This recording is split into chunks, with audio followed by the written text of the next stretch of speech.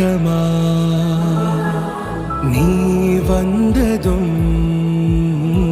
தேரோட்டமா நிகழ்காலம் நீ எனவே காதல் கூறி கைப்பிடித்து கூட்டிச் சென்றதா சின்ன தூரல்